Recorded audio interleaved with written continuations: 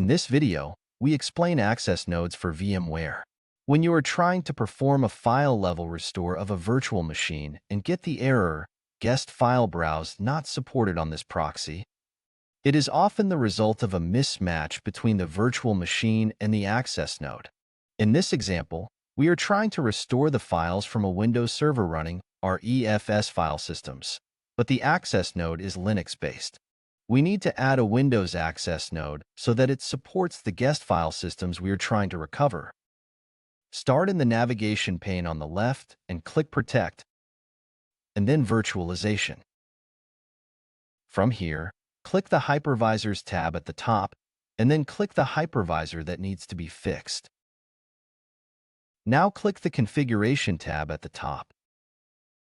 In the Access Node section, click the Actions drop-down and select Edit.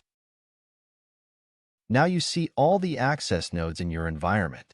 The unchecked box is my Windows access node, so I am going to select that and click Save.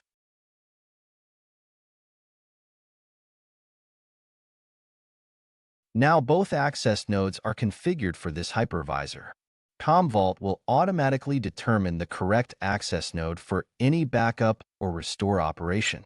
Let's run the restore again and see if the error has been fixed. From the left navigation, click Virtualization on the left, and then click the Virtual Machines tab.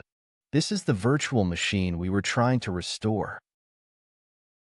On the right side, click the Actions icon and select Restore.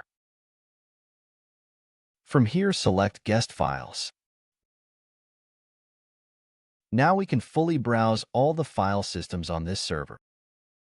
The issue for our environment has been resolved.